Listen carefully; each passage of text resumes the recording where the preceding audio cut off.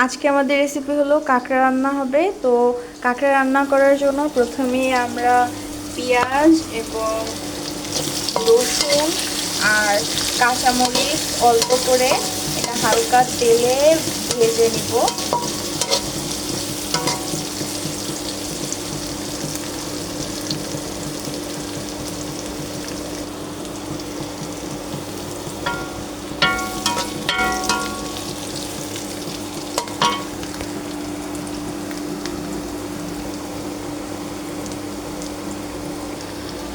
এবার পেঁয়াজ রসুন হালকা হালকা ব্রাউন কালার হয়ে আসছে, তো এর মধ্যে অল্প একটু পানি অ্যাড করব।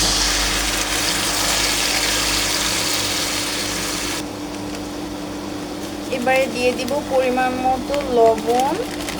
লবণের পরিমাণ একটু কম দেওয়া ভালো, যাতে পরবর্তীতে যদি লবণ কম হয়ে যায় তখন যেন দেয়া যায়। এই জন্য আমি একটু পরিমাণ যা লাগবে তার থেকে একটু কম দিয়ে নিলাম। এরপরে আমরা অ্যাড করব মরিচের গুঁড়া। এখানে আমি রাঁধুনি মরিচের যে গুঁড়া আছে ওটা ব্যবহার করতেছি পরিমাণ মতো আর কি, যেটুকু লাগে। ধোয়ার কারণে একদমই দেখা যাচ্ছে না ক্যামেরা। এরপরে দিব পরিমাণ মতো হলুদ। আমার আঁচ একটু কমাই নিই।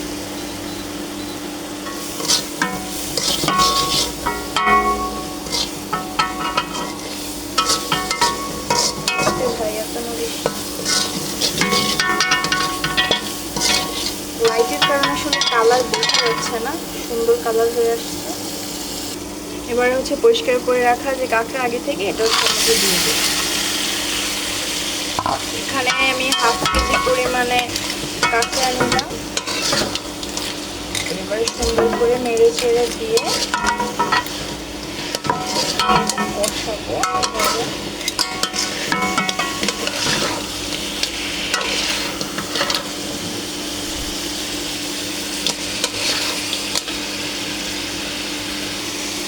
আমার মনে হলো যে একটু তেল হয়তো কম হয়েছে, তো আর একটু পরিমাণে তেল দিয়ে নিব।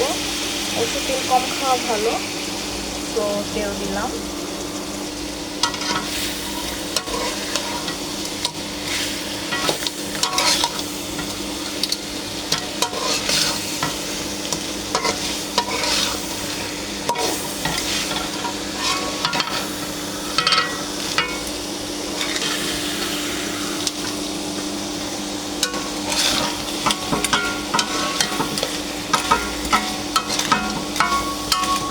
এবার এভাবে করে 5 মিনিটের মতো হালকা আছে এরকম কষাই নেব।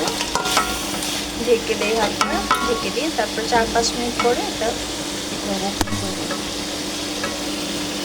তো 4-5 মিনিট হয়ে গেছে। এখন এর মধ্যে একটু পানি দিয়ে দিব, পানি দিয়ে যাতে সিদ্ধ হয়, তারপরে আবার ঢেকে দিব।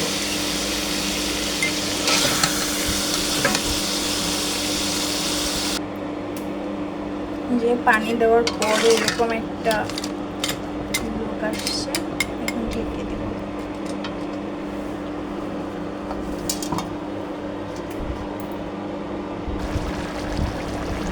এরপর প্রায় 10 মিনিট হয়ে গেছে। তো আমার মনে হলো যে মরিচ একটু কম হয়েছে, তো হালকা একটু মরিচ দিয়ে দিলাম।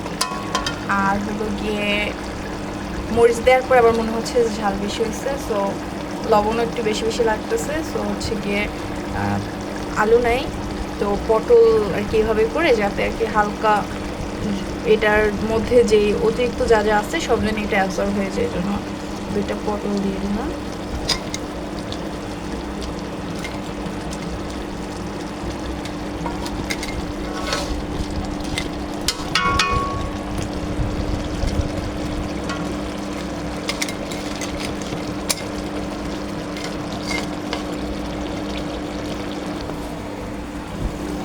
তো মোটামুটি প্রায় 20 মিনিটের বেশি হয়ে গেছে।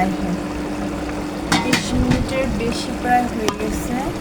এদিকে আমাদের রান্নাও শেষের পথে, অনেক সুন্দর একটা স্মেল বের হচ্ছে। ফোনের ধোয়ার কারণে কালার দেখা যাচ্ছে না, বাট অনেক সুন্দর হয়েছে। এই যে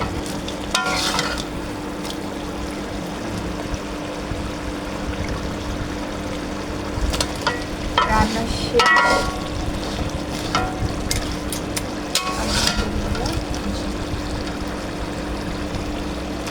এটা হচ্ছে একদম ইজিয়েস্ট ওয়ে, যে ধরেন অত বেশি ইনগ্রেডিয়েন্টস নাই ঘরে, তো তখন হচ্ছে একদম ইজিয়েস্ট ওয়েতে কাঁকড়া জিনিসটা এমন যেটা হচ্ছে মানে যেমনি রান্না হোক মজা লাগে। সো ইয়া, এই যে